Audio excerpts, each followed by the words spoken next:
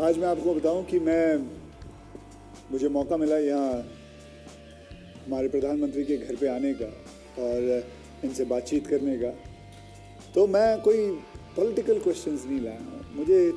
मुझे जानना है कि as a person, as a human being, एक इंसान के नाते हमारे जो प्रधानमंत्री हैं वो कैसे हैं, क्या खाते हैं, क्या बातचीत, मतलब उनकी पूरी दिन में जो सब चीज़ें होती हैं, मतलब पॉलिटिक्स को छोड़ के उसके बारे में मैं उनसे जानना चाहूँगा। तो सबसे पहले सर आपका बहुत बहुत धन्यवाद करना चाहता हूँ कि आपने मौका दिया है आपसे बात करने का। मुझे अच्छा लगा कि हम 24 घंटे राजनीति की बातों में ही उलझे रहते हैं, तो आपने हल्की फुल्की बातें और अपॉलिटिकल बातें करने के लिए इच्छा जताई है।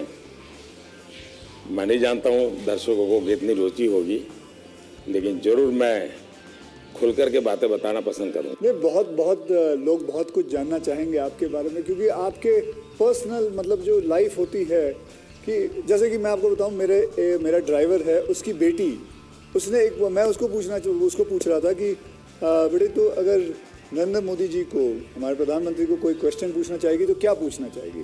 तो कमाल का सवाल उसने पूछा कि क्या हमारे प्रधानमंत्री आम खाते हैं?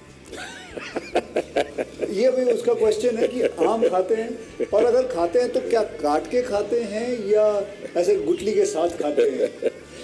मतलब होता है ना, वॉश बेसिन के ऊपर खड़े होके गुठली के साथ आम खाना, उसका मजा ही कुछ और है। तो मैं जानना चाहूँगा कि आप आम खाते हो? एक तो मैं आम खाता भी हूँ और आम खाना मुझे बहुत पसंद भी है। अच्छा। और गुजरात में आम रस की परंपरा भी है। वो तो बहुत। लेकिन जब मैं छोटा था तो वैसे तो कोई आम वाम खरीदना वरीदना तो हमारे लिए कोई उस प्रकार की कोई लग्जरी हमारे फैमिली थी नहीं। लेकिन कभी खेतों में चले जाते थे तो हमारा देश का जो किसान है बड़ा उदार रहता है। कोई खेत में आकर के खाता है तो कभी रोकता नहीं है, चोरी करता है तो रोकता है। तो आम के पेड़ पर जो पकी हुई आम थे वो खाना हमें जरा ज़्यादा पसंद था। यानी उतारने के बाद पकाया हुआ नहीं, नेचुरल कोर्स में पका हुआ। और फिर पूरा का पूरा, अच्छा तब तो ये हाइजीनिक की कोई समझ भी नहीं थी कि धोना चाहिए, टिकना करना है, कुछ नहीं समझते थे, ऐसा ही अपना कर लेते थे। लेकिन बाद में जैसे जैसे बड़े तो कई वैरायटियों के भी समझ जाने लगे, आम रस खाने की आदत लगी। लेकिन इन दोनों मुझे कंट्रोल करना पड़ता है। अच्छा, अभी फिलहाल कंट्रोल? फिलहाल में मुझे सोचना पड़ता है कि इतना खाऊं या न खाऊं। नरेंद्र जी, मैं आपसे ये पूछना चाहूँगा कि आपने कभी सोचा था कि आप प्रधानमंत्री बनेंगे? कभी आपने सोचा था? और सोचा भी था तो कौन से साल में, कौन सी उम्र में आपने सोचा था कि मैं इस देश को चलाना चाहूँगा? कभी ऐसा विचार नहीं है। अच्छा। और सामान्य लोगों के मन में बात गले नहीं उतरती है। शायद जो बन जाते हैं वो सबके जीवन में ऐसा होगा। मैं नहीं मानता हूँ कि यानी कोई एकदम फैमिली ही उसी प्रकार से बैकग्राउंड वाली हो और किसी के मन में इच्छा जगती हो तो बहुत स्वाभाविक है। वरना मेरा जो फैमिली बैकग्राउंड है उसमें तो अगर मुझे कहीं अच्छी सी नौकरी की भी मिल गई होती है तो शायद मेरी माँ अड़ोस पड़ोस के लोगों को गुड़ खिला देती कि चलो भाई बेटे को वहाँ नौकरी मिल गई। क्योंकि उससे ज़्यादा हमने तो कुछ सोचा नहीं था, गांव के बाहर कुछ देखा नहीं था। ये तो ऐसे ही यात्रा चल पड़ी और देश में ये लेता चला गया, तो अपने आप ही बनते चले गए। सब कुछ जिम्मेवारी आती गई। बहुत ही मतलब नेचुरली रहा है इसमें। वैसे मुझे मेरी दृष्टि से, मेरे व्यक्तिगत जीवन की दृष्टि से अननेचुरल लग रहा है। क्योंकि मेरा बैकग्राउंड, मेरी दुनिया, आज की जो राजनीति का तौर तरीका, उसमें ये सब बैठता ही नहीं है जी। मुझे भी आश्चर्य हो रहा है कि देश मुझे इतना प्यार कैसे करता है और इतना सारा क्यों मुझे देता रहता है। जहाँ तक मैंने पढ़ा है आप सन्यासी बनना चाहते थे या आप सोल्जर या आर्मी में जाना चाहते थे, ऐसा कुछ भी? ये आपकी बात सही है, ये आपकी बात सही है। बचपन में मेरा एक स्वभाव था किताबें पढ़ना, लाइब्रेरी चला जाता था, तो बड़े बड़े लोगों के जीवन पढ़ना ये शौक रहता था। कभी फौज वाले यूनिफॉर्म में निकलते थे तो मुझे बड़ा देखता था, कभी बच्चे की तरह खड़े होकर के सैल्यूट कर देता था, मन करता था तुम्हें भी।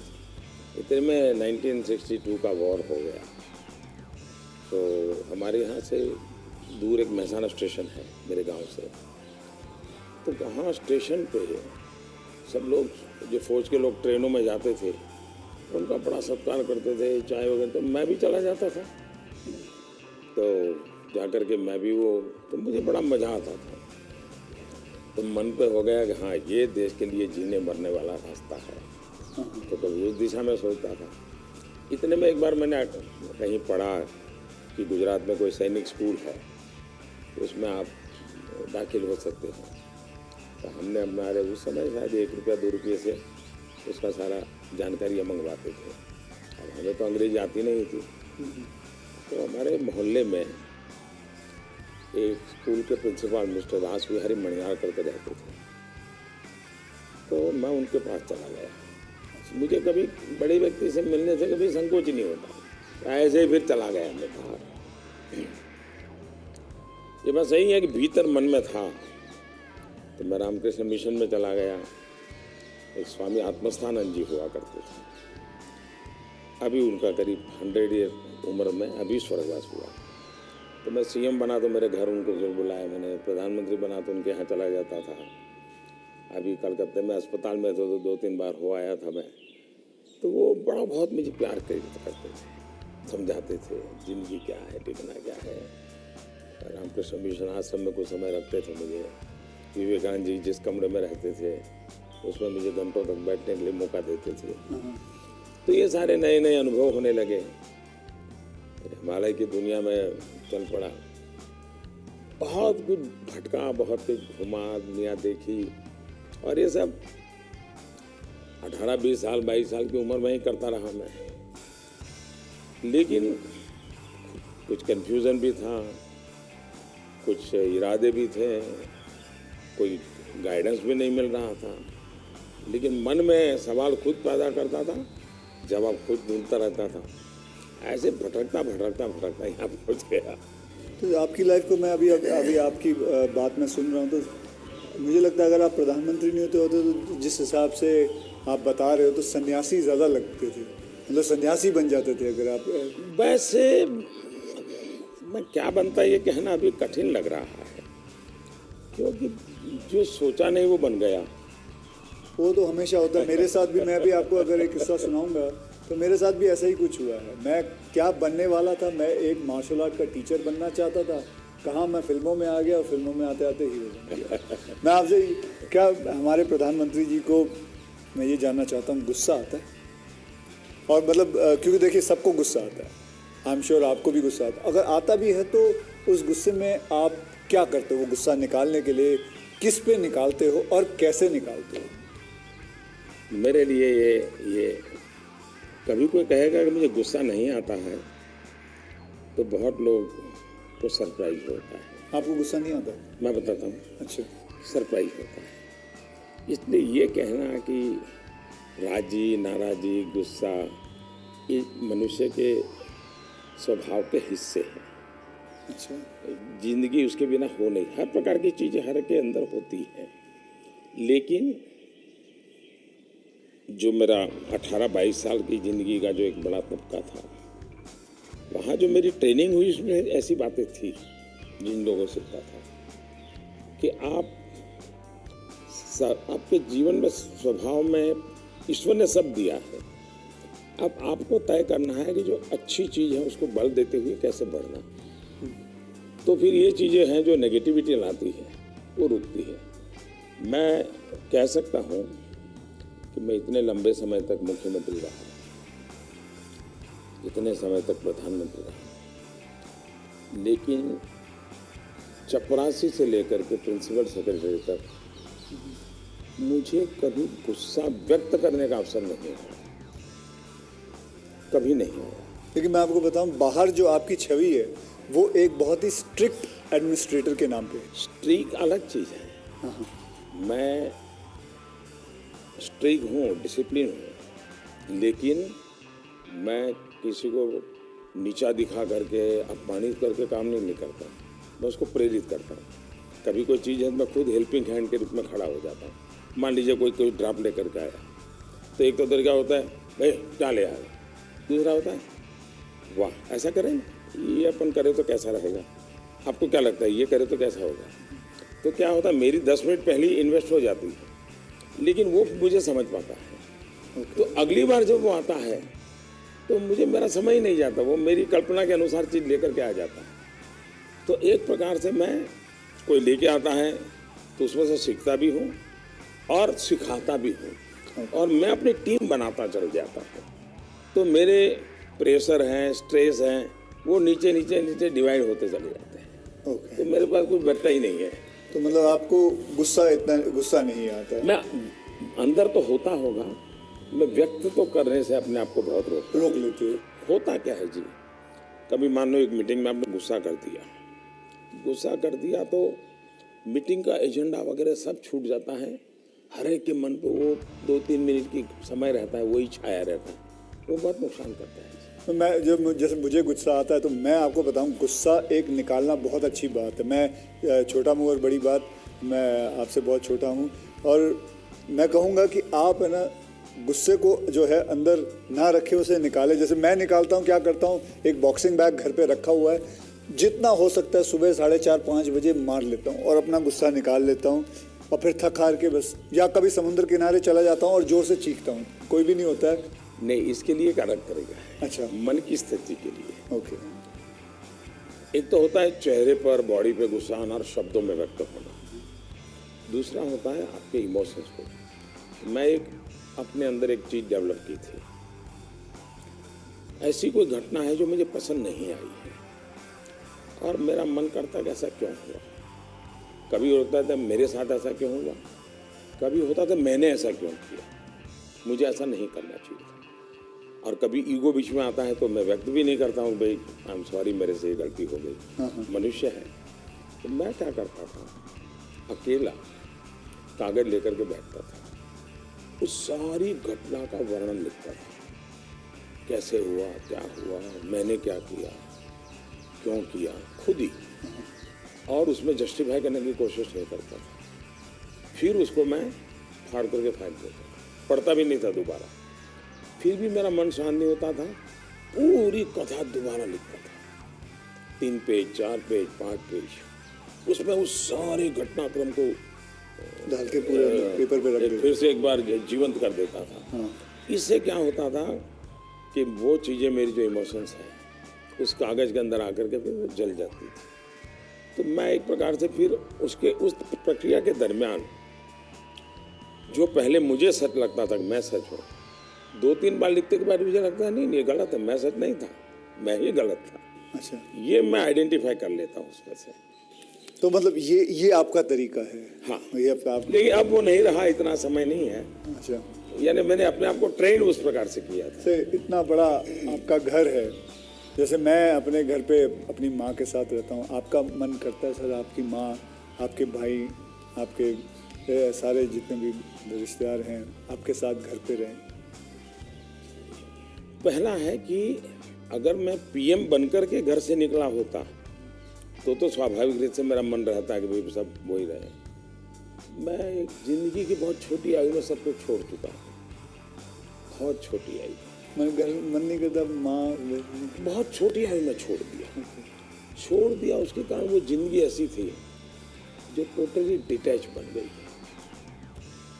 और इसलिए जिसको कहे लगाव, मोह, माया, क्योंकि मेरी वो जो जिंदगी में जो घर छोड़ करके निकल गया था, वो जो ट्रेनिंग हुई वो उस प्रकार की हुई, और उसके कारण एक अवस्था के बाद छोड़ना है तो मुश्किल जाता है। उस समय जब छोड़ा तब तकलीफ हुई होगी, लेकिन अब जिंदगी वो बन गई। लेकिन फिर भी कभी माँ को बुला लिया था मैंने, कुछ दिन उनके साथ बिताए थे मैंने, पर फिर भी जैसे मेरी माँ मुझे कहता है भाई तुम मेरे पीछे क्यों समय खराब करते हो, और मैं यहाँ क्या करूँगी तुम्हारे साथ रह के। मैं अपना चली जाती हूँ, मैं अपने पुराने गांव के जो लोग हैं कभी यहाँ मिलने आते तो बातें होती है, अपनी बातें होती, तुम्हारे साथ मैं क्या बात करूँ। तो स्वाभाविक है किसी का मन मेरे साथ नहीं लगेगा। तीसरा, मैं भी समय नहीं देता, जितने दिन माँ यहाँ रही तो मैं अपनी शेड्यूल में ही लगा रहता था, तो एक आध बार साथ में खाना खा लेता था। फिर मुझे भी कोई पेन होता था कि मैं रात को 12 बजे आता हूँ तो माँ को दुख हो रहा है कि क्या कर रहा है। मुझे अभी भी याद है, मैं आपसे जब पहली बार आपसे जब मैं मिला था तो मैं गुजरात में आपसे पहली बार मिला था जब आप वहाँ सीएम थे। तो उस वक्त एक या दो मतलब मैंने आपको एक दो चुटकुले सुनाए थे और आपने भी मुझे एक चुटकुला सुनाया था। तो मैं ये जानना चाहता हूँ कि आपका ह्यूमर अब प्रधानमंत्री बनने के बाद इंटैक्ट है? आप मेरे परिवार में मेरी एक विशेषता, तो मैंने जैसे आपको बताया आपकी छवि बहुत स्ट्रिक्ट है। आपका मतलब मैंने आपके जो साथ में जो काम करते हैं कई लोगों से ऐसे बातचीत करते वक्त वो बातें यार बड़ा काम करवाते हैं, तो वो जो एक बहुत स्ट्रिक्ट एडमिनिस्ट्रेटर, एक स्ट्रिक्ट हेडमास्टर, ऐसा लगता है मतलब हाथ में छड़ी होगी उनके। तो अभी भी आपका ह्यूमर एक बात है, ये जो छवि बनाई गई वो सही नहीं है। अच्छा, वो अलग बात है, सही नहीं है। और कोई ये कहता है कि मैं काम करवाता हूँ, शायद वो सही रूप में एनालिसिस नहीं कर रहा है जी। वो ये कहे कि हाँ काम बहुत करना पड़ता है, उसमें सच्चाई है। ओके। लेकिन मैं किसी को दबाव नहीं करता। लेकिन वो जब खुद मुझको देखते हैं, पहले जैसे ऑफिस से आमतौर पे प्रधानमंत्री 6-7 बजे निकल जाते थे, दोपहर में भी 1-2 घंटे वो ऑफिस में नहीं रहते थे। मैं सुबह से जाता हूँ, देर रात तक बैठता हूँ, तो वो भी देखते हैं कि भाई ये खुद मेहनत करते हैं। तो फिर उनको लगता है कि ये कोई हमसे मजदूरी नहीं करवाते, वो खुद बैठते हैं। और कोई काम है तो मैं रात को 11 बजे फ़ोन करूँगा, अरे भाई उसका क्या हुआ, तो उनको लगता है ये अभी भी काम कर रहा है। तो एक प्रकार से एक टीम का स्पिरिट बन जाता है, एक वर्क कल्चर आप डेवलप करते हैं। मेरे आसपास में एक वर्क कल्चर डेवलप होता है और वो मैं खुद काम करता रहता हूँ, उसके कारण होता है। स्ट्रिक्टनेस, डिसिप्लिन थोपने से नहीं आती है, क्योंकि मैं जिंदगी मैंने ह्यूमन रिसोर्स डेवलपमेंट में ही अपनी ज़िंदगी खपाई है। आप लोगों को अच्छा झूठ बोल कर इम्प्रेस भी नहीं कर सकते लंबे अरसे तक। वो सब देखते हैं आपको कि या बात ऐसी करते हो, करते ऐसे हो, तो आप जैसे हैं वैसे रहो और उनसे काम करिए। हाँ, मैं काम के समय काम में रहता हूँ, इसलिए इधर उधर की बातें समय खराब नहीं करता हूँ मैं। दूसरा, मान लीजिए मैं मीटिंग कर रहा हूँ और कोई मोबाइल फ़ोन अपना समय बिगाड़ रहा है, तो मैं फिर उनकी तरफ जा, अच्छा बताइए अभी मैं जो विचार कह रहा था क्या हुआ, उनका ध्यान नहीं था, तो उनको लगता था मोबाइल फ़ोन में मैं ट्विटर देख रहा था। तो तब से मेरी मीटिंग में लोग समझ गए कि मोबाइल फ़ोन नहीं जाना चाहिए। मैं किसी से भी मिलता हूँ, कोई भी व्यक्ति आएगा, मेरा कभी बीच में फ़ोन नहीं आता है। मैं किसी को नहीं कहता। मानता हूँ, मैं भी आपसे 2-3 बार मिला हूँ, आपने मतलब इट इज। तो ये मैंने डिसिप्लिन खुद के जीवन में लाया, तो सामने वाले को लगता है कि यार ये टोटली मेरे लिए डेडिकेटेड टाइम था, इन्होंने कोई उपयोग नहीं किया। इन चीज़ों का एक प्रभाव पैदा होता है।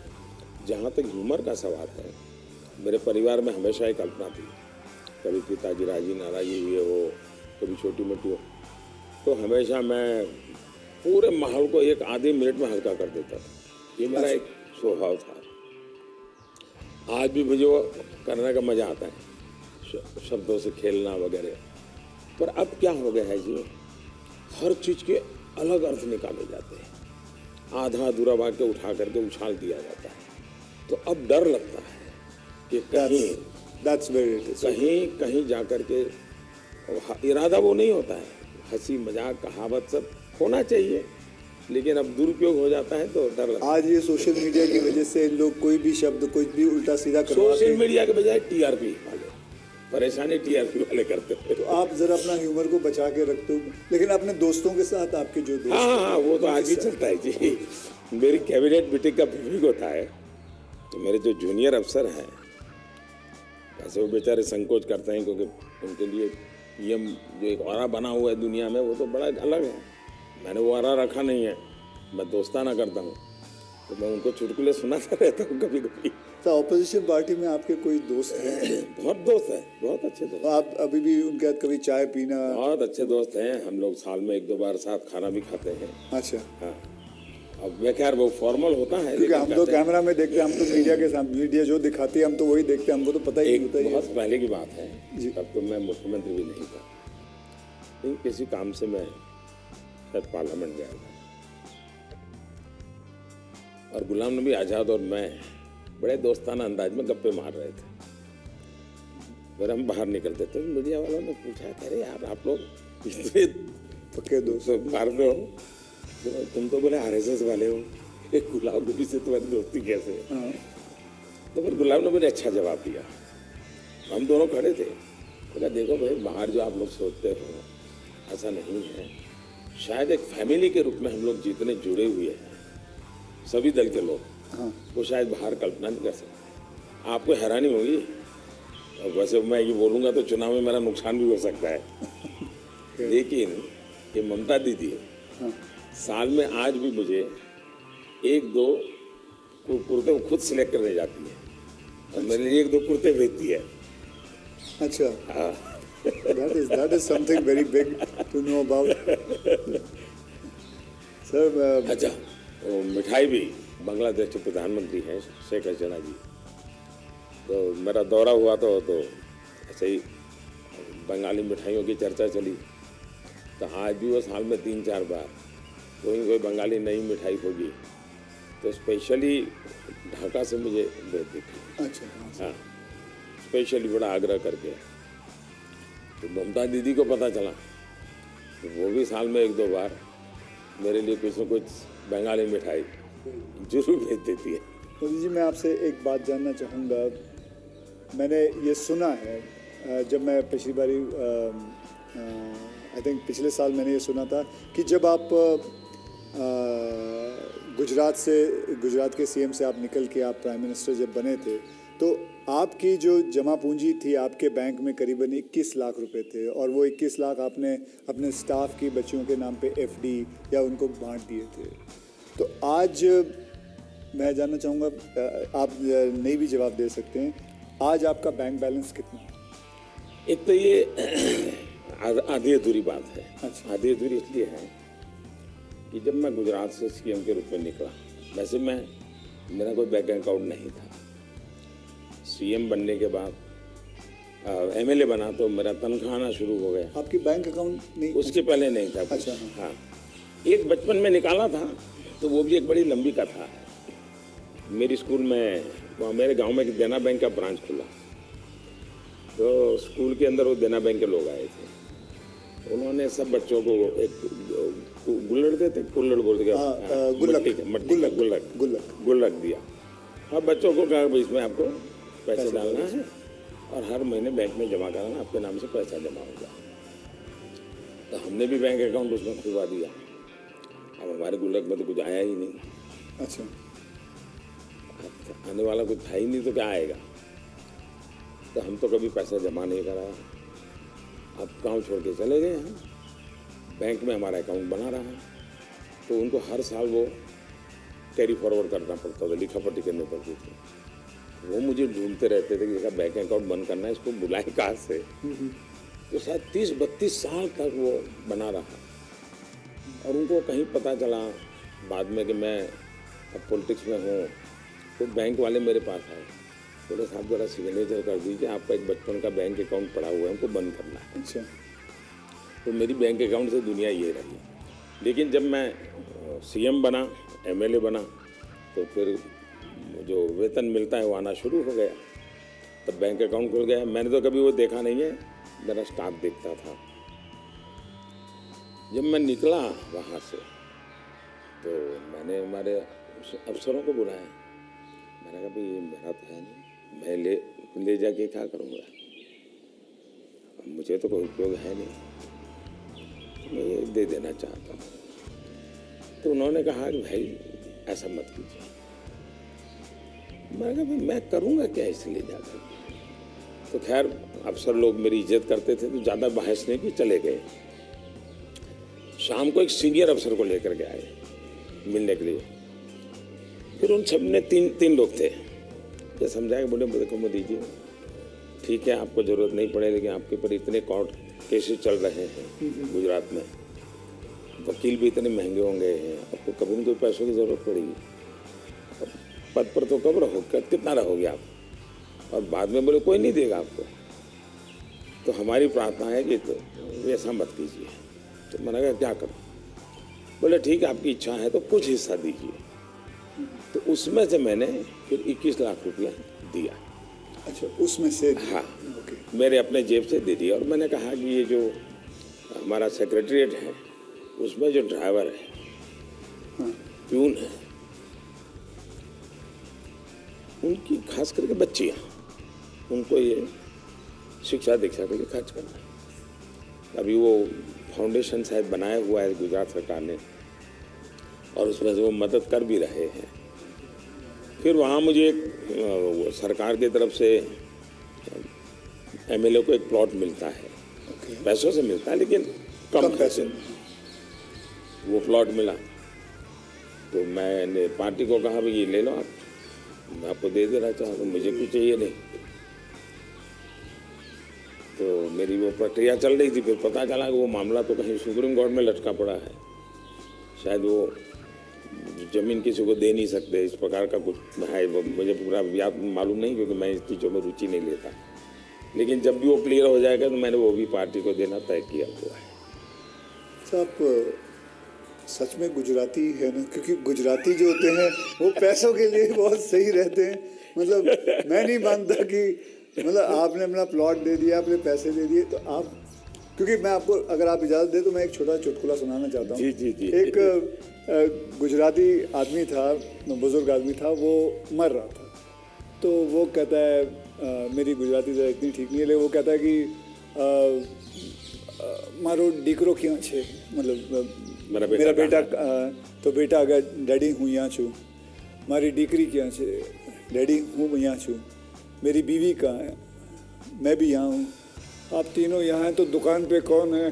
तो सारे के सारे इधर ही आ गए हो, तो मेरे दुकान पे कौन है? क्योंकि मैं मानने को तैयार नहीं हूँ कि, क्योंकि मैंने देखा है गुजरात, मेरे बहुत सारे गुजराती दोस्त हैं, गुजराती जो होते हैं वो अपने पैसों को बहुत सही संभाल के रखते हैं, वो अपने पैसों से दूर नहीं रहते। मैं आपको एक चुटकुला सुना दूँ। ठीक है, ये बहुत बड़ी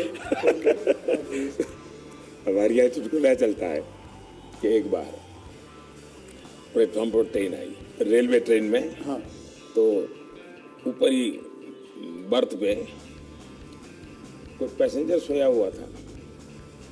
उसने जगह स्टेशन आया तो उसने खिड़की में आवाज़ लगा के बाहर किसी को पूछा कि भाई कौन सा स्टेशन आया? तो उसने कहा 4 आना दोगे तो जवाब दूंगा। तो बोले जवाब की जरूरत नहीं, अहमदाबाद होगा। समझ गया मैं, बिल्कुल। तो ये बिल्कुल बात सही है। और एक बताता हूँ, ये किसी की आलोचना करने के लिए नहीं है, लेकिन कोई भी अर्थ निकाल सकता है, और ये सत्य घटना में से बना हुआ चुटकुला है। बहुत साल पहले, वैसे मेरी जिंदगी ऐसी थी, ये हाफ स्लीव का कुर्ता और पैजामा, जूते और थैला, यही से मैं रेलवे में भटकता रहता था और दाढ़ी रहती थी। तो मैं पुणे स्टेशन पे उतरा। अच्छा। और मेरे पास ज़्यादा सामान तो था नहीं, मेरा एक वो झोला था, एक अखबार था हाथ में। तो मैं पैदल चला जा रहा था, मुझे पुणे में आरएसएस दफ्तर में जाना था, तो मैं पैदल ही जाना था। तो एक ऑटो रिक्शा वाला धीरे धीरे धीरे धीरे साथ चलता गया। फिर करीब 100-200 मीटर गया होगा और उसने, मेरा ध्यान गया, मैं कहीं ऐसे कैसे चला रहा हो स्लोली मेरी स्पीड से। मैंने कहा भाई आपकी ऑटो रिक्शा खराब है, क्या प्रॉब्लम है आपका? तो उसने कहा साहब आप नहीं बैठोगे? मैंने कहा क्यों, मैं तो पैदल जा रहा हूँ। तो बोले आप समाजवादी हैं? मैं कहा नहीं, मैं तो अहमदाबादी हूँ। तो मैंने कहा क्यों समाजवादी क्या? ये बोले समाजवादी लोग, बोले हमारे पुणे के समाजवादी जो लोग हैं वो स्टेशन में पब्लिक के सामने ऑटो रिक्शा में नहीं बैठते, दूर जाके चुप बैठ जाते हैं। ऐसा क्यों? लोगों को इम्प्रेशन रहे कि वो मेहनत करते हैं, सादगी वाले हैं। ओके। तो बोले मुझे भी लगा शायद आप समाजवादी हैं, तो औरों की तरह आप भी थोड़ी देर के बाद बैठ जाओगे। तो बोले इसलिए मैं चल रहा था। तो जब उसने मुझे पूछा आप समाजवादी है, तो मेरा तुरंत जवाब था मैं अहमदाबादी हूँ। आइए सर, एक थोड़ा चलते चलते बात करें आपसे।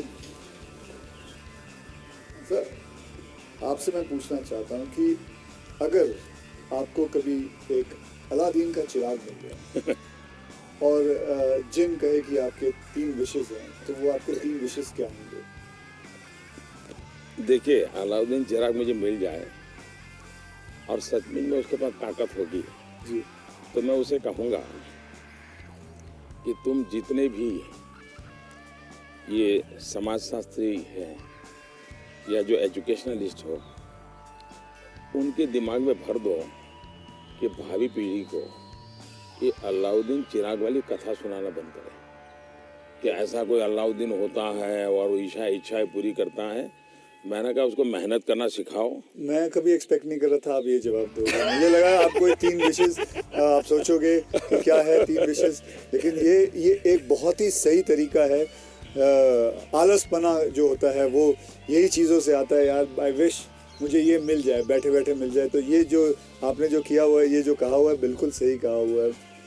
ये मूलतः बाहर से आई हुआ चिंतन है जी, मैंने रिसर्च नहीं किया है। हाँ। कि हमारे यहाँ मूल चिंतन ऐसे नहीं है। मूल चिंतन तो हमारे यहाँ परिश्रम का है जी। हमारे यहाँ ये नहीं है कि भाई ऐसे ही कुछ आकर के कोई दे देगा, ऐसा नहीं है जी। एक ना एक दिन तो सभी को रिटायर होना होता है, आपको भी रिटायर होना पड़ेगा। तो आपने कभी पोस्ट रिटायरमेंट प्लान सोचा है कि आपने जब ये सब कुछ खत्म हो जाएगा, मतलब आप पॉलिटिक्स से संन्यास ले लेंगे, तो आपके आगे जाके आपने क्या करना है? एक बड़ा इंटरेस्टिंग चीज बताता हूँ जी। हम लोगों की एक मीटिंग थी इनर सर्कल की। अटल जी थे, अडवाणी जी थे, राजमाता सिंधिया जी थी जी, सिकंदर बख्श साहब थे, प्रमोद महाजन जी थे, और उसमें सबसे छोटी आयु का मैं रहता था। तो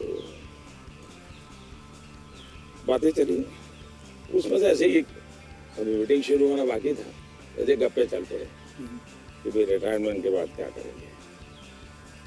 तो सबने कुछ न कुछ अपना बताया। प्रमोद महाजन इसको बड़ा लोगों को खुद करके निकालते थे। अच्छा, प्रमोद जी की व्यक्तित्व की विशेषता थी, उनका जीवन बड़ा विविधताओं से भरा था। वह अनेक प्रकार की एक्टिविटी से अपने आप को जोड़े रखते थे। मुझे पूछा, मैं तो मेरे लिए बड़ा कठिन है क्योंकि मुझे कुछ नहीं आता है, मैंने कभी इस सारी चीज़ों में सोचा ही नहीं। मैंने तो जब जो जिम्मेवारी मिले उसी को जिंदगी माना है, जिम्मेवारी ही मेरी जिंदगी है। अच्छा। और इसलिए मुझे कल्पना ही नहीं होती है कि मेरे इसमें समय बिताने के लिए कुछ करना पड़ेगा, मुझे अपने आप को एंगेज रखने के लिए कुछ करना पड़ेगा। और इसलिए मैं कभी नहीं मेरे मन में विचार आया और न ही मैं सोचता हूँ। और मुझे पक्का लगता है शरीर का कण कण और जीवन का पल पल किसी न किसी मिशन में ही खपाऊंगा।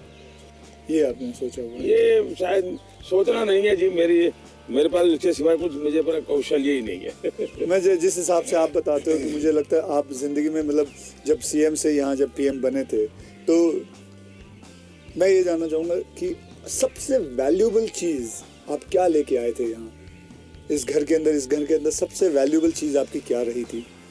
अगर मैं, वैसे ये पूरी बातचीत आपने पहले ही मुझे कहा कि मैं तो कोई राजनीति की चर्चा करना नहीं चाहता, नहीं, लेकिन कुछ मात्रा में मैं कह सकता हूँ कि प्रधानमंत्री बनते समय शायद और प्रधानमंत्रियों को ये बेनिफिट नहीं मिला है जो मुझे मिला है। देश में इतने प्रधानमंत्री हो गए जी, इतने प्रधानमंत्रियों को ये बेनिफिट नहीं मिला है जो मुझे मिला।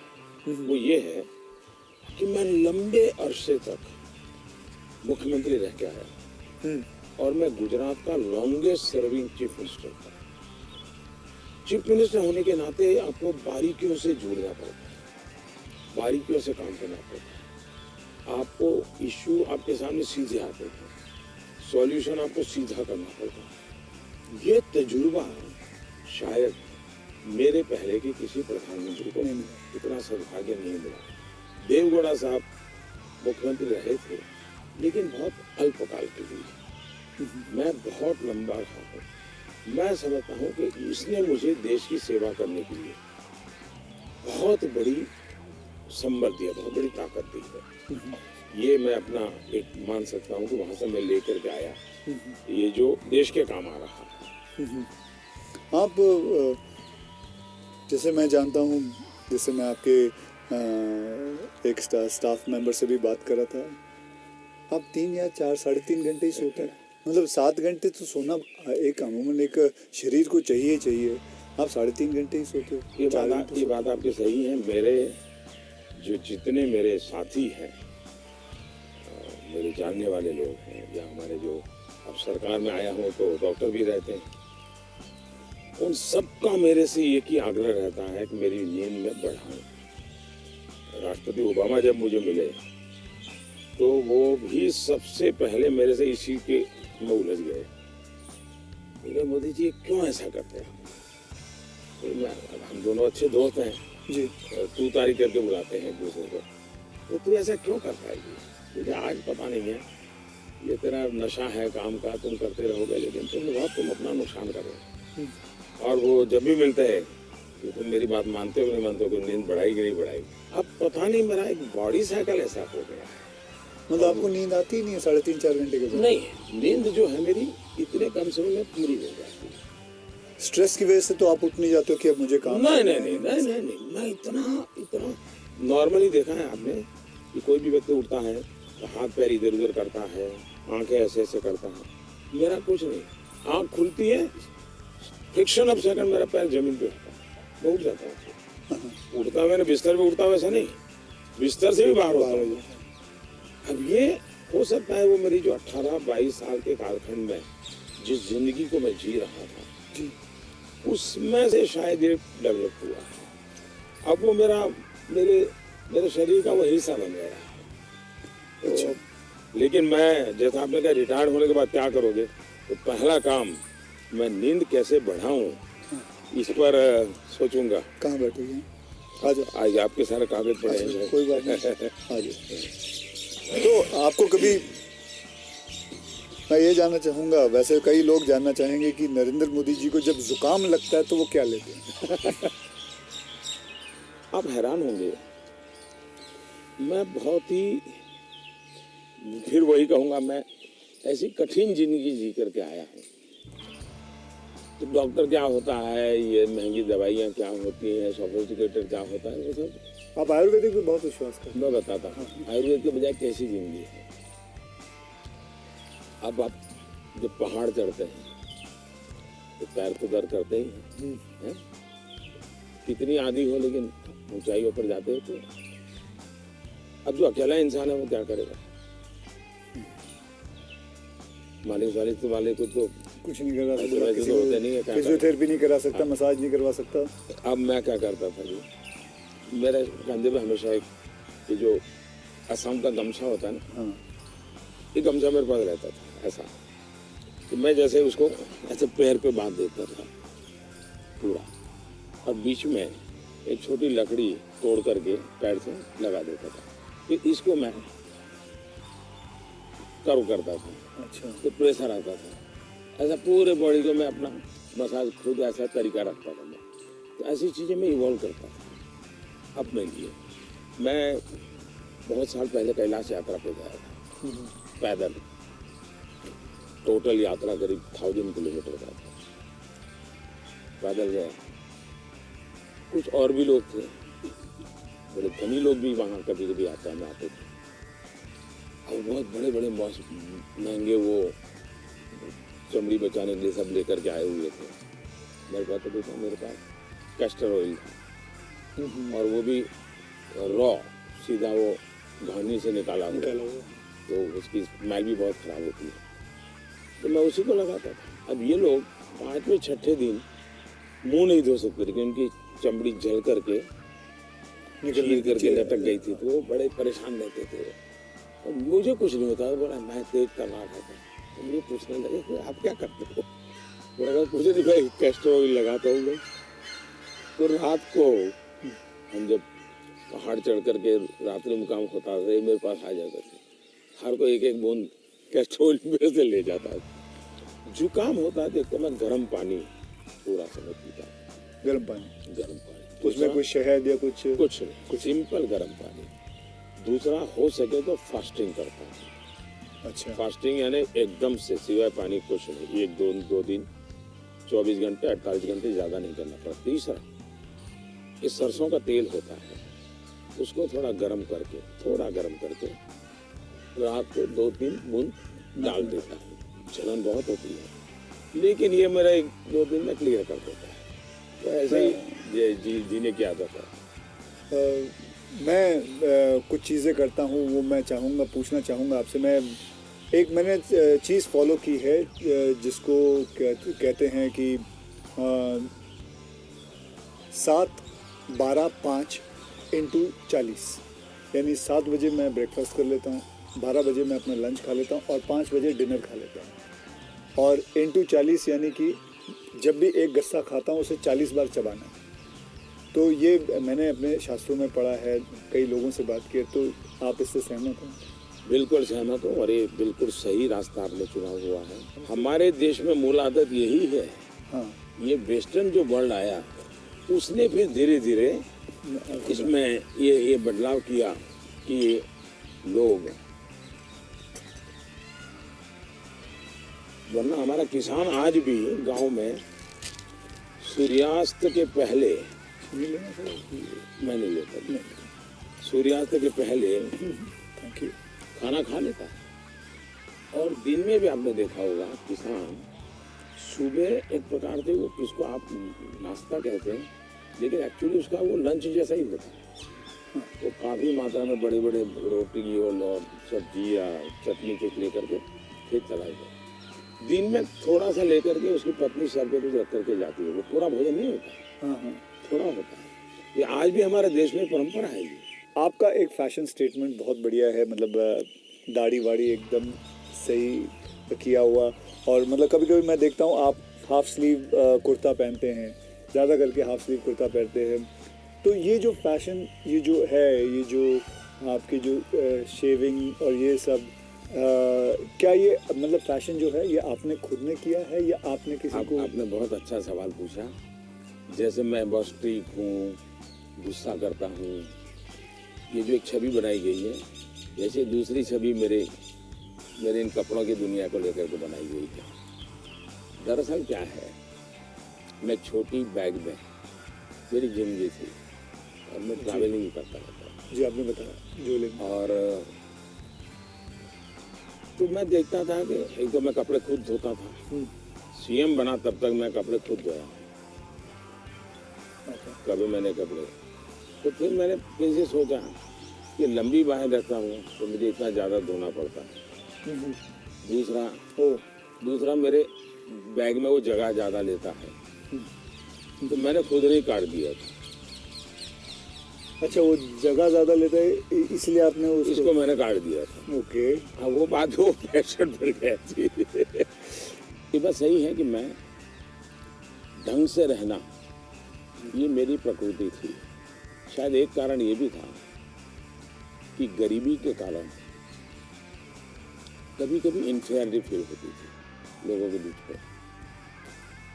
तो उसको ओवरकम करने के लिए शायद साइकोलॉजी पढ़ी होगी बचपन में, ऐसा मुझे लगता है। तो मैं क्या करता था, अब हमारे घर में वो प्रेस करने के लिए कुछ था नहीं, तो मैं ये बर्तन का जो लोटा रहता है उसमें कोयला भर देता था, गर्म कोयला, और उसी से कपड़ों को प्रेस करता था और पहन के जाता था। लेकिन जूते नहीं थे। तो मेरे एक मामा एक दिन आए घर पे, तो पता नहीं उनका मन कर गया तो उन्होंने मेरे लिए जूते ला दिए। तो एक कैनवास के सफ़ेद जूते हैं ना जी, हाँ, छोटे से, बता उस समय तो 8-10 रुपये मिलते होंगे, वो ले आए। तो मैंने देखा थोड़े दिन में तो गंदे होना शुरू हुए। तो मैं क्या करता था, क्लासरूम में सब बच्चे चले जाते थे, मैं रुका रहता था। और टीचर जो ब्लैक बोर्ड पे लिखता है ना, तो बाद में जो छोटा चॉपस्टिक का टुकड़ा रह जाता है वो ऐसे ही फेंक देता है। तो मैं उसको इकट्ठा करता था, वो चॉपस्टिक के टुकड़े, वो ले आता था और हर दिन सुबह चॉपस्टिक जूतों पे लगा देता था। मैं समझ गया। और डेली ये मैंने कई बार आपसे मिला हूँ, आप घड़ी जो है वो अभी तो आपने सही पहनी हुई है, लेकिन घड़ी आप ज्यादा करके ऐसे पहनते हो। घड़ी मैं सही पहनता हूँ क्योंकि मुझे मीटिंगों में बैठना पड़ता है ना। हाँ। तो मैं नहीं चाहता हूँ किसी को पता चले कि मैं ऐसे घड़ी देख रहा हूँ, उसको इंसल्ट फील होता है। अच्छा। तो मैं उसके सम्मान के लिए हमेशा कॉन्शियस रहता हूँ कि ऐसे चोरी छुपे से घड़ी देखती हूँ। आप कोई बैठा है बात कर रहा है और घड़ी देखते हैं तो मतलब कि आप उसको इशारा करोगे बहुत हो गया जाओ, तो आप ऐसे रखते हो। हाँ। तो ये मेरे मन में ऐसा है कि ये किसी का एक प्रकार के हिडन वे में मतलब बहुत माइन्यूटली आप लेकिन आप मानते हो, मैंने आपको ऑब्जर्व किया कि आप घड़ी उल्टी पहनते हो। मैं देखा था कई बार देखा आपने कि आप घड़ी उल्टी पहन के। सही देखा। मोदी जी, मैं आपसे ये जानना चाहूँगा कि ये जो सोशल मीडिया का आजकल तो पूरा ज़माना है एंड मैंने देखा है कि आप काफ़ी एक्टिव रहते हैं, लेकिन जो आपको लोग प्रश्न पूछते हैं या लोग आपसे बात करते हैं, तो आप खुद देखते हो ट्विटर या इंस्टाग्राम, ये सारी चीज़ें आप देखते हो सर? मैं जरूर देखता हूँ और एक प्रकार से उससे मुझे बाहर की बहुत प्रकार की जानकारियाँ मिलती हैं जी। और मैं आपका भी ट्विटर देखता हूँ और ट्विंकल खन्ना जी का भी ट्विटर देखता हूँ। और कभी कभी तो मुझे लगता है कि वो जो मेरे पर गुस्सा निकालती है ट्विटर पे, तो उसके कारण आपके पारिवारिक जीवन में बड़ी शांति रहती होगी। उनका पूरा गुस्सा मेरे पर निकल जाता होगा, इसलिए आपको बड़ा आराम रहता, सुकून मिलता होगा। तो मैं आपके लिए इस प्रकार से काम आया हूँ, खास करके ट्विंकल जी के लिए। और शायद ट्विंकल जी को पता नहीं होगा, उनके नाना जी चिनू भाई, चुन्नी भाई, उनसे मैं मिला था। अच्छा, ये तो बहुत पहले। और कारण क्या था, ये बड़ा इंटरेस्टिंग है। गुजरात में एक बहुत बड़ा अकाल पड़ा था, तो हम लोग कुछ न कुछ सामाजिक काम करते थे। उसमें हम लोगों को ये बटर मिल्क के केंद्र चलाते थे, छाछ पीने के लिए गर्मी में लोगों को बटर मिल्क। तो वो मूल सुरेंद्रनगर जिले में हम बहुत बड़ी मात्रा में करते थे। तो उस एक कार्यक्रम में मुंबई में एक सज्जन थे, मिठाई के बहुत बड़े व्यापारी थे, नाम तो मैं भूल गया, वो उनको लाए थे और उन्होंने डोनेशन भी दिया था। और हमने ऐसे छाछ केंद्र चालू किए थे बटर मिल्क के, बहुत बड़ी मात्रा में। जैसे पानी की परब रहती है वैसे छाछ की परब रहती थी और हर गरीब व्यक्ति को। तो उस समय मैं उस सेवा के काम में लगा था और उस समय इनके नाना जी वहाँ आए थे, तो उस समय मेरी उनसे मुलाकात हुई थी, काफ़ी बातें हुई थी उनके साथ। तो मेरा उस प्रकार से उनसे परिचय रहा है। तो आप मतलब खुद भी पढ़ते हो और लोगों को? बिल्कुल, मैं पढ़ता भी हूँ और मजा लेता हूँ। आपको वैसे मैं जब आप अपने ऊपर कोई मीम्स बने हुए देखते हो, जो सोशल मीडिया पे मीम्स आते हैं, तो वो मीम देख के आपको हंसी आती है? जैसे आपने कहा गुस्सा तो आता नहीं ज़्यादा करके, लेकिन वो जो मीम्स आप देखते हो तो आपको कैसा लगता है? जैसे देखो, मैं कुछ 4-5 मीम लेके आया हूँ, ये देखिए। ये लिखा है, this T seller can give nation unity, equality, safety, prosperity. तो ये एक है, इसमें लिखा हुआ है, चटनी के बिना ढोकला है बेकार, अब की बार मोदी सरकार। ये देखिए, मेरे ही सारे फ्रेटर्निटी के लोग आए थे, आपसे मिले तो सबके यहाँ लगा दिया जय श्री राम। ये आपने देखा है? ये मैंने नहीं देखा, ये आज देख रहा हूँ। अच्छा, ये नहीं देखा आपने? तो ये रोहित शेट्टी जो है, ये एक्शन डायरेक्टर हैं, मीट्स नरेंद्र मोदी जी, और अगले दिन आपको उनका ऐसा इतना सर बड़ा, सीधा मोटरसाइकिल लिया आपने, निकल पड़े। तो ये मीम देख के आपको कैसा लगता है? मैं एंजॉय करता हूँ। मैं उसमें मोदी को कम देखता हूँ, क्रिएटिविटी को ज़्यादा देखता हूँ। तो मुझे उस क्रिएटिविटी के प्रति, यानी मेरा घोर भी विरोध होगा, मुझे बड़ा मजा आता। क्या बड़े सटीक तरीके से कहा है, मतलब बहुत अच्छी क्रिएटिविटी उनकी है। मतलब क्या सोचते हैं ये लोग, और यूं झटके में सोचते हैं। हाँ, फ्रिक्शन ऑफ सेकंड। मैं आपको बताऊं, आप और मैं भी बात कर रहे हैं, जब सोशल मीडिया का ये सबसे बड़ा बेनिफिट मुझे ये है कि मुझे कॉमन मैन की जो सेंस है, हाँ, उसकी जो क्रिएटिविटी है, उसका एनालिसिस है, ये समझने में बड़ा। वरना क्या होता है, ये बनी बनाई लोगों की जो परोसी हुई चीज होती थी, 5 स्टार फूड जैसा होता था, ये एक प्रकार से फुटपाथ पर का जो चने चबेने और पकौड़ा होता है, हाँ हाँ, वैसा सोशल मीडिया का मटेरियल होता है। फिनिश नहीं होता, लेकिन उसमें से आपको सच्चाई हाथ लग जाती है। मैं तो ये वेट कर रहा हूँ जब ये आएगा तो इसके ऊपर भी बड़े मीम्स बनेंगे। हाँ, इसके ऊपर भी बड़े मीम्स बनेंगे। तो आप तो खैर यार, मैं मुझे मेरे लिए पहली बार होगा ये, मतलब। कुछ लोग होते हैं इंटेंशन से आपको चुभेचले करते हैं जी, जानबूझ करके। उस समय आपने अपने आप को संतुलित रखने से उसके सारे इरादे फेल हो जाते हैं। हाँ हाँ, और वो उसकी नींद हराम कर देते हैं। अगर आप उसको रिएक्ट करते हैं, रिस्पॉन्ड करते हैं, तो उसको मजा आ जाता है। लेकिन देखा छोड़ दिया तो उसकी नींद खराब है। मैंने इतनी मेहनत की, इतना मोदी जी के बाल नोचने वाली चीज की, मोदी के कोई हो ही नहीं रहा है, तो वो परेशान हो जाता है। हाँ, फिर वो अपना बंद भी कर देता है थोड़ी देर बाद। ये भी बात सही है। बस सर, आपसे बात करके मुझे बहुत बहुत मज़ा आता है। आपसे मैं 2-3 बार पहले भी मिल चुका हूँ, और आज मुझे मौका मिला है आपसे वार्तालाप करने का, आपसे बातचीत करने का, तो बहुत अच्छा लगता है। As a human being, and not as a prime minister, as a human being you are a lovely person. You are a person जिसने ज़िंदगी में सब कुछ देखा है, झेला है, पाया है, और खोया भी है, और सैक्रिफाइस आपकी ज़िंदगी के। ये मेरा एनालिसिस है जो मैं आपसे अभी बात करके मेरा एनालिसिस है कि आपकी ज़िंदगी के आपने बहुत सैक्रिफाइसेस भी किए हैं। So we are glad, I am glad that मुझे ये मौका मिला है आपसे बातचीत करने का। क्या आप मंथली आपकी जो सैलरी में से कुछ आप अपनी माता जी को भेजते हैं? ऐसा है कि हमारी माता जी खुद मुझे देती है आज भी। अच्छा, वो भेजते हैं? आज देती है। जैसे जब भी मिले जाऊंगा तो ₹1.25 वो पक्का मेरे हाथ में देती है आज भी।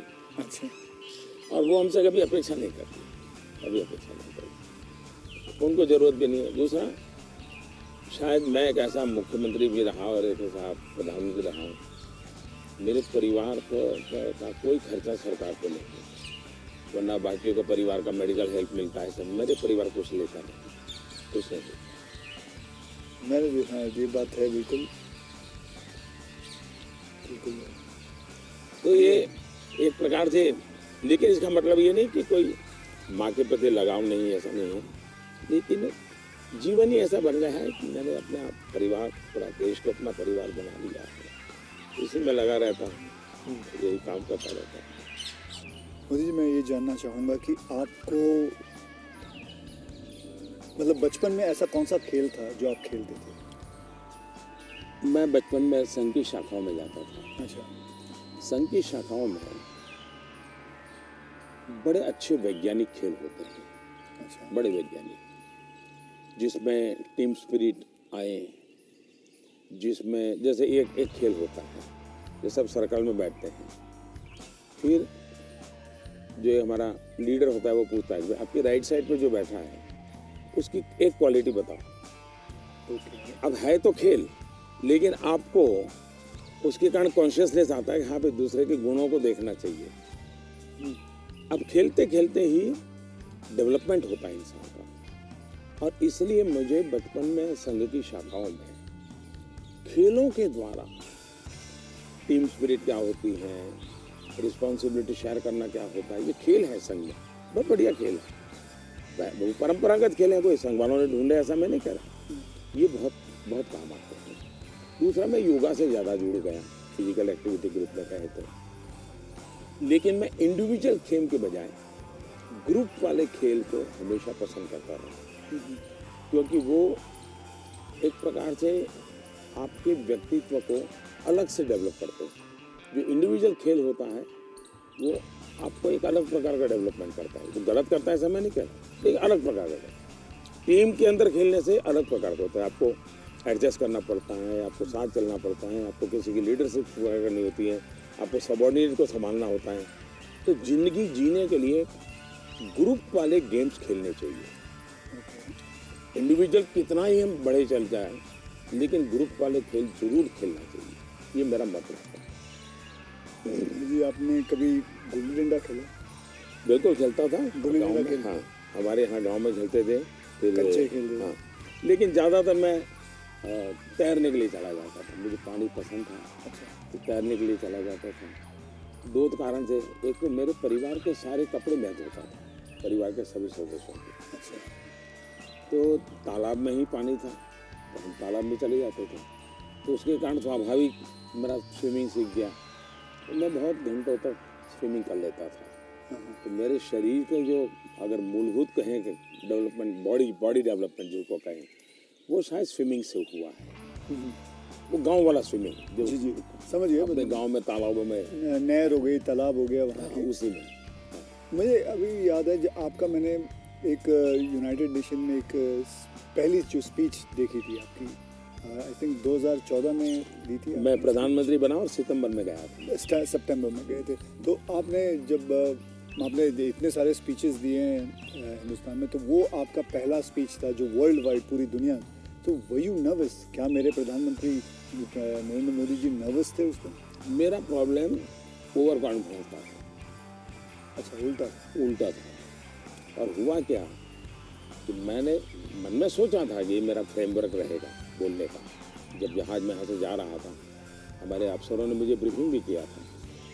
जब मैं अमेरिका पहुँचा तो हमारी फॉरेन मिनिस्टर सुषमा जी, उनकी मीटिंगें ज़्यादा होती थी, तो उनको पहले जाना पड़ता है। वो पहले गई हुई थी। तो पहुंचने के बाद ही मेरा कोई दूसरे दिन कार्यक्रम था।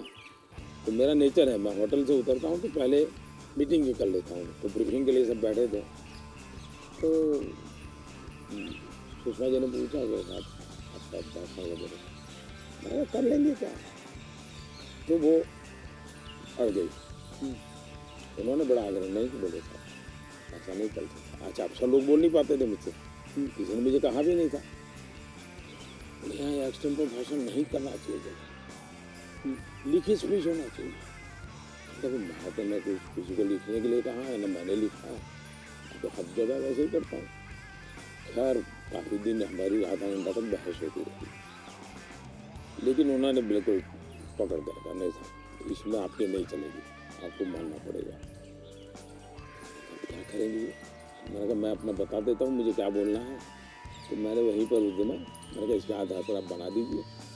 फिर वो स्पीच तैयार हुई।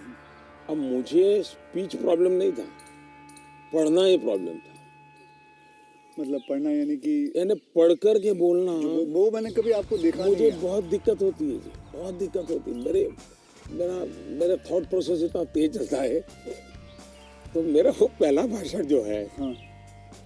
वो पढ़ करके मैं किया एक्चुअली पढ़ रहा हूँ मैं, आपने देखा होगा मेरे हाथ में कागज है।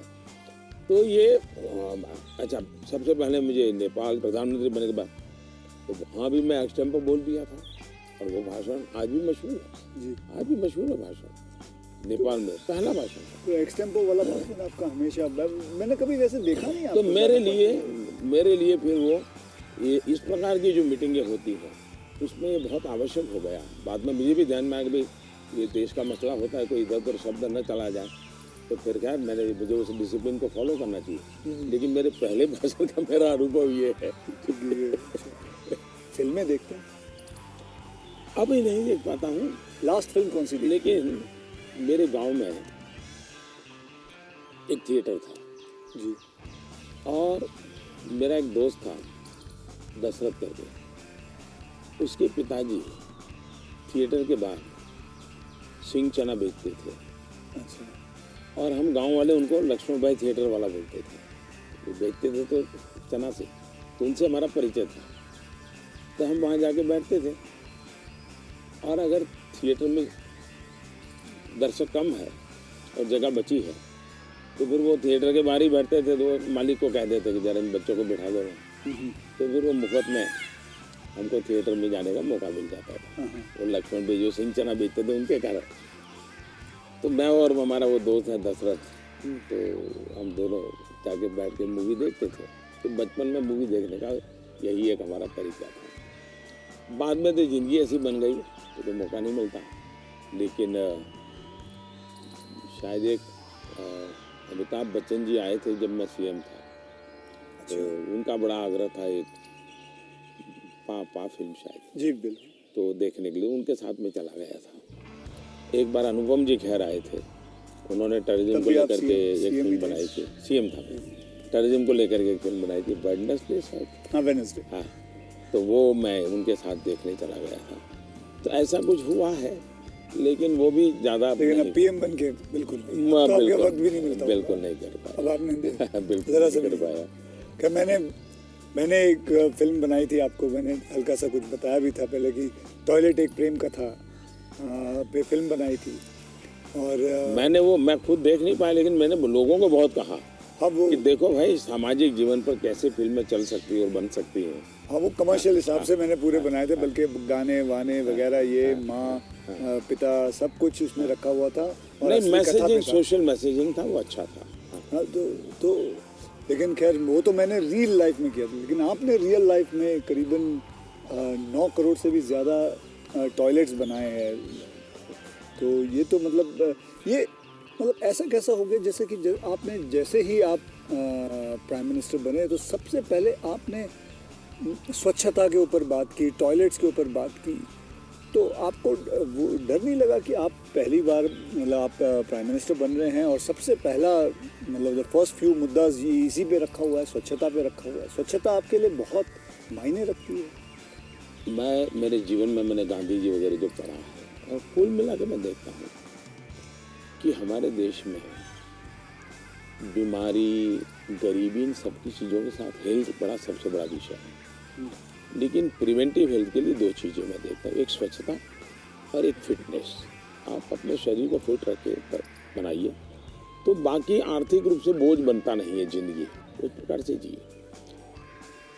पर्सनल हाइजीन में तो हमारे यहाँ शास्त्रों के कारण, संस्कारों के कारण, घर में आओ तो पैर धो करके आओ, हाथ धो, मंदिर में जाते हो तो नहा करके जाओ, सब बहुत सिखाया जाता है। सोशल हाइजीन के प्रति हम उदासीन रहे हैं। और भारत जैसा देश दुनिया में, अगर इतना बड़ा दुनिया को देने के लिए टूरिज्म डेवलप नहीं हो रहा, एक कारण है गंदगी जी। वैसे भी किसी भी समाज के लिए शोभा नहीं देता है। तो मेरे मन में एक बड़ी चीड़ है, और मैंने सोचा इसको एक जन आंदोलन बना देना चाहिए, और देश को गर्व होना चाहिए, हम लोगों को गर्व होना चाहिए कि हमारे देशवासियों ने इस कार्यक्रम को अपना बना लिया, और ये 9 करोड़ टॉयलेट बन जाना। 2014 के पहले 38% रूरल सैनिटेशन था, 98% हो गया। मतलब देश तैयार था, और मुझे खुशी है कि देश ने किया है। मैं तो कौन होता हूँ करने वाला जी, देश ने चीज़ को उठा ली। आप एज अ प्राइम मिनिस्टर आप कभी चिल एकदम आराम करते हैं, मतलब कुछ आराम से बैठे, यूं बैठे गार्डन में सोच रहे हैं, बस ऐसे ही कुछ नहीं, चिल आउट के लिए? मेरी एक आदत है, मुझे अब कर नहीं पाता हूँ, लेकिन मेरा बड़ा स्वभाव रहा है। एक तो मुझे सुबह 5 बजे चाय पीने की आदत है, बिना शक्कर। चीनी में लेता नहीं, हाँ, चीनी लेता नहीं। अच्छा, नहीं लेता। मुझे कोई प्रॉब्लम नहीं है, लेकिन आदत नहीं लेता हूँ। दूसरा, मुझे शाम को 6 बजे, दिन में किसी के साथ कटसी के लिए बैठ गया, थोड़ा ले लिया, 2 घूंट, अलग बात है, चाय की आदत नहीं है। लेकिन शाम को 6 बजे मुझे चाय की आदत है, ऐसा लगता है मेरी बॉडी रिक्वायर कर रही है। लेकिन वो मुझे तब मजा आता है, मैं छत के नीचे नहीं हूँ, सीधा आसमान से मेरा संपर्क होना चाहिए, खुले में बैठा हूँ, अकेला बैठा हूँ, और वहाँ आराम से चाय पीता हूँ। ये मुझे बहुत पसंद आता है। वो जगह कौन सी है? यहाँ भी मैं कर लेता हूँ, और मेरे ऑफिस के उसमें भी कर लेता हूँ। अच्छा। लेकिन जो साउथ ब्लॉक का ऑफिस है वहाँ संभव नहीं है, वहाँ तो एकदम से वो बंद कमरा है। लेकिन ये मेरी पसंद की जगह काम है। दूसरा, एक चीज़ मैंने बहुत की थी, और जो जैसा आपने कहा रिटायरमेंट के बाद क्या करोगे, तो उस काम को ज़्यादा करूँगा। पहले मैं रेगुलर करता था, मैं कभी दिवाली नहीं मनाता था जी। अच्छा। मैं दिवाली में 4-5 दिन कहीं चला जाता था, और 5 दिन के लिए मेरी जो रिक्वायरमेंट रहती थी, पानी वगैरह, वो साथ ले लेता था, और वो भी मैं उठा के ले जाऊँ उतना ही। और मैं पहले रिसर्च करके रखता था, कहीं जंगलों में कोई जहाँ इंसान ना हो, लेकिन पीने के लिए शुद्ध पानी अवेलेबल हो, ऐसी जगह ढूंढता था, और वहाँ जाके मैं रहता था। कभी पेड़ के नीचे, क्या कोई खंडहर कोई मिल गया तो उसमें पड़ा रहता था। अच्छा, उस समय मेरे तो टीवी वगैरह तो थे ही नहीं, रेडियो भी मैं साथ नहीं रखता था, ना अखबार न कुछ नहीं, कागज पेन भी नहीं, किताब भी नहीं, कुछ नहीं। और 5 दिन मैं ऐसे ही अकेला रहता था, प्रकृति को देखना। एक प्रकार से मेरा वो कार्यक्रम का नाम था मैं मुझसे मिलने जाता हूँ। ओके, मैं मुझसे मिलने जाता हूँ, ऐसा है मेरा। वो मेरी जिंदगी में बहुत बड़ी ताकत देने वाली चीज़ है। तो कई वर्षों तक अब नहीं कर पाता हूँ। अब तो क्या SPG वगैरह ऐसा कवर हो गया है, जिंदगी अलग हो जाती है, लेकिन बहुत सालों तक मैंने नहीं किया है। और मैं उससे बहुत ताकत पाता था, और जो विचार आए आने देता था। किसी विचार को टिकना है तो टिकना, कुछ लिखता भी नहीं था, ऐसे ही रहता था। तो यही मेरा एक तरीका रहता था। आपका मेरे में कॉमन यही है कि आप चाय बेचते थे और मैं जी वेटर था। दोनों के आप और मेरे में ये भी है कि हम दोनों के कोई गॉडफादर नहीं थे। हम अपनी ज़िंदगी अपने टर्म्स और कंडीशंस पे बनाई है। बस तो ये रहा है बस। जब मैं चाय बेचता था बहुत कुछ सीखने को मिला मुझे, बहुत लोगों से मिलने का मौका मिलता था, हर एक के स्वभाव को समझता था। बिना कारण जो चाय पीने वाला है गुस्सा करता था, डांट देता था।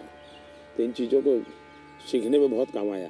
लेकिन एक चीज़ मैंने बहुत मज़ेदार है मेरी ज़िंदगी की, मैं जब लोगों से हिंदी में बात करता हूँ तो बहुत सरप्राइज करता मुझे। हमारे सिकंदर बख्श साहब थे, बीजेपी के लीडर जी, वो मुझे हमेशा कह रहे हैं, मोदी तू इतनी बढ़िया हिंदी कैसे बोल लेता है, तू तो बोले गुज्जू है। ये तेरा मुरारजी, वो दोस्ताना है जो बहुत बढ़िया आयु के थे, बोले तेरा मुरारजी इतने साल तक यहाँ रहा लेकिन उसको हिंदी बोलना नहीं आता है, ऐसा मुझे। तो उसका कारण ये था कि मैं चाय बेचता था, तो मेरे गांव में ये जो ट्रेनें तो बहुत कम आती थी, लेकिन ये जो मालगाड़ी होती है, जो माल ढोती है, वो ज़्यादा थी। और मुंबई में जो भैंसों का तबेले रहते हैं, उसके जो दूध बेचने वाले लोग हैं, वो क्या करते हैं, दूध जब भैंस देती है तब तक मुंबई में रखते हैं, बाद में वो गांव में आकर छोड़ देते हैं। वो भैंसों को लाना ले जाना एक बड़ा कारोबार चलता था। तो वो आते थे और वो बेचारे घास वास उसी में भरते थे, उसी में रहते थे और भैंसों को ले जाते थे। एक व्यक्ति आएगा तो 3-4 दिन रहना पड़ता था। हम उनको चाय चाहिए, हम चाय देते थे। उनसे बातें करते करते मैं हिंदी सीख गया। अच्छा, फिर वो क्या करते थे, अपना म्यूजिक की कुछ चीज़ें ले आते थे, तो शाम को वो चौपाइयाँ वोपाइयाँ अपना भजन कीर्तन करते रहते, तो मैं कभी जाके बैठ जाता था। तो मुझे उसके कारण नॉर्थ के कल्चर से परिचय आया। तो एक प्रकार से चाय ने मुझे ये लैंग्वेज सिखा दी। तो आप ये जो सॉन्ग की बात आई, आप कभी कोई हिंदी गाना गुनगुनाते हो अकेले में? गुन तो गुनगुनाना तो नहीं होता है, लेकिन मैं जब चाहता तो मेरे मन पे जो कुछ गीत है, ज्योति कलश चल के, या ये पवन वेग से उड़ने वाले घोड़े, ऐसे जो गीत थे बहुत पुराने, तो बहुत अच्छे लगते थे। आज के कोई गाने नहीं गुनगुना? आज तो पता ही नहीं मुझे। मुझे आपसे बात करके चलिए, देश के लोगों के लिए काम आएगा कुछ बातें नहीं ये बहुत सारी चीज़ें आएंगी इसमें, बहुत सारी चीज़ें। लेकिन मुझे अच्छा ये लगा कि ये चुनावी आपाधापी तू मैमे के बीच ये भी एक कुछ पल होता है। तो जो आप पूछते हैं ना कैसे